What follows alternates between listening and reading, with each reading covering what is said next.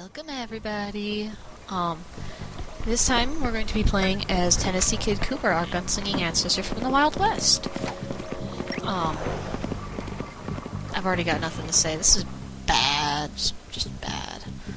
I'm actually recording this one a lot later than I actually did record the first ones that you're probably going to be seeing, like, Ryuichi's, and I think... Shut up, phone. I think this is honestly, like, the only one that's really way out of order. Timeline per like actual real life, I guess, anymore. Oh god, what am I talking about? It's May. I think I recorded the other ones March? April? Probably March, I think it would be about when I actually did the recordings for the other ones.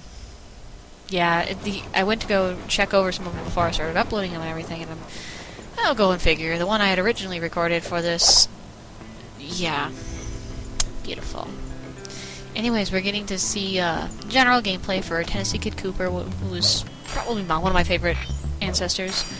You know, not to be that person that says it, but I liked him before this game actually came out. First game, you know, you saw him and you're like, God, he's really cool and everything. And he actually has a helpful little ability. Plus, not only that, but when you got his page or his section of the Thievius Raccoonus, that meant, or to me, that, you know, hey, we're going to my favorite world, Ms. Ruby's swamp in Haiti.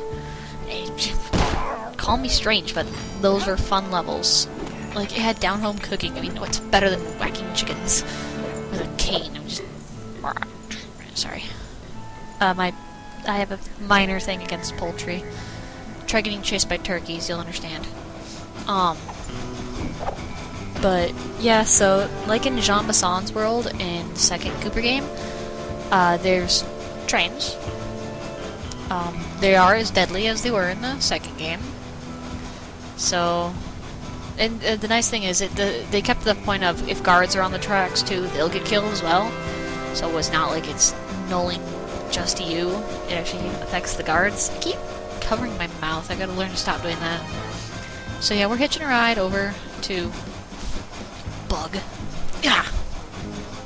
Missed. There's a bug flying around my room. It's driving me nuts. We're giving a quick ride over here where I've discovered a glitch, actually, in the game. If you see this rock? Yeah. This was back before, like, I found that, when I was just dinking around. I, like, you know, to see the targets that are around in the world, and lo and behold, I'm like, I wonder what these are for. They, you know, they turn out to be for Sly's later costumery when you get to the fourth world.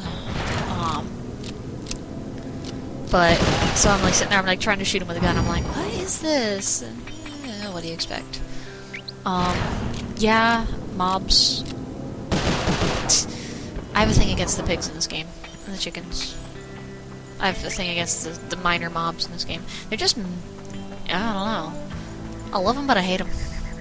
I hate the frickin' crabs from the fifth world. Little... Yeah, that's what I think about them.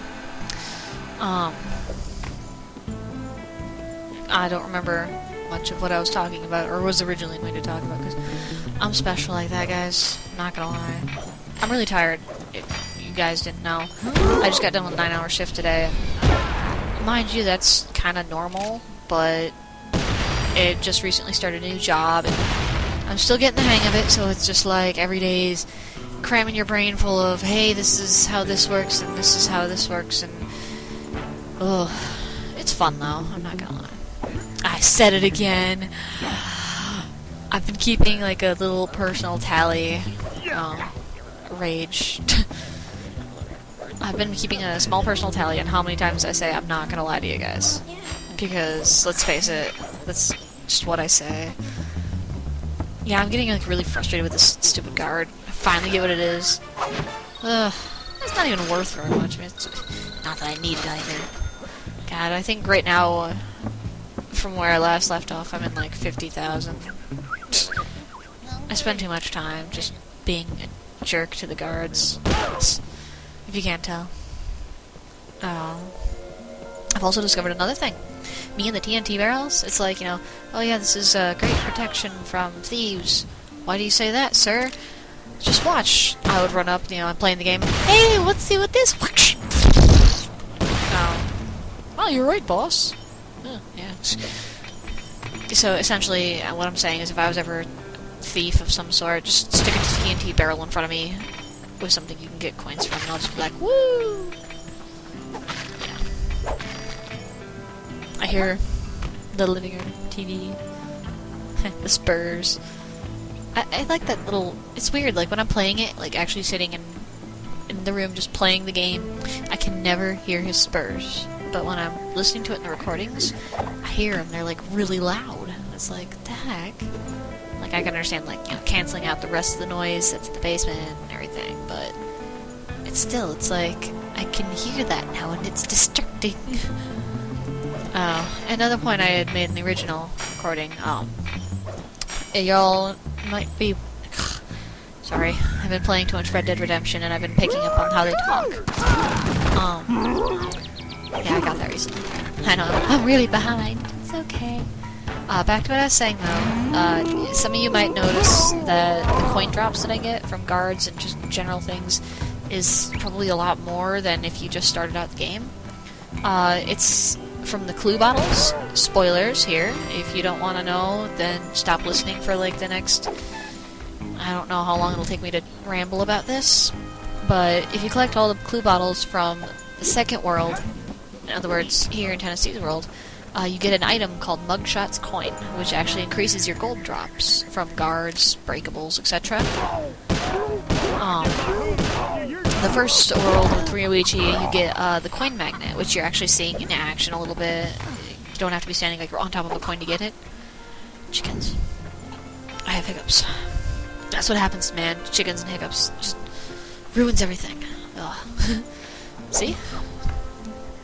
But yeah, in the third world, which, honestly, if you're going after the clue bottles, you might as well just wait until the third world to actually go after them, because it makes getting the rest of the clue bottles from all the other worlds like a trillion, zillion times easier, because that one gives you Clockwork's Eye. It's an item that you get. I know, it's like you think, oh, we destroyed them all, like, in the second game, there's no more Clockwork, and apparently his eye survived. It makes sense, though, because it's back in time, but at the same time not, because if you believe in the canon of the actual series, yeah, Clockwork supposedly wouldn't have had any mechanics back in the Ice Age, nor would he have known about the frickin' Coopers back then. Rambling done.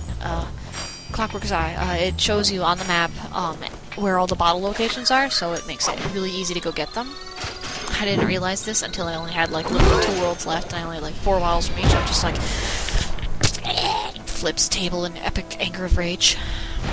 Here's another thing I'd like to point out with the ancestors. Some of you are probably thinking similar to what I originally thought at one point or another, or at least most people I'm assuming would have. Probably thinking like, oh, it's just basically like the whole Shadow the Hedgehog series thing. It's the same character, only it looks different, and they gave him a gun. But in all honesty, it's actually not that bad. Like, you know, the character has a little bit of a easier go for him, but he doesn't have certain things that Sly would like. He doesn't have paraglide. He doesn't have silent sprint that you can get. He does have, you know, the gun to his advantage, but at the same time, there's some things he can't do. It's just, I don't know. If you don't like him, that's great. If you love him, that's great as well. But, I don't know, I think he's fun to play as. Then again, I enjoy playing as the ancestors. I like playing as Ryu. He's funny. That guy has something I can't get. Another thing is, like, I like the style of how the characters are designed in this game. I've heard a lot of mixed reviews on, like, you know, oh, they're so cool now, or, ugh, I hate their redesigns, and I'm just like, even just the new enemies, like, the cows, they're really cartoony, I get it, but I mean, look at their faces. That's not a natural face for a cow. But at the same time, it's like, it fits in with, you know, just being a cartoony kind of game. It's meant for kids and adults alike, so... But I'm actually fond of how they made some of the characters seem younger and older at the same time. Like, in the first game, Tennessee was older. In the first game, Salim was younger. And he was a lot more muscular and not as scrawny. Oh well.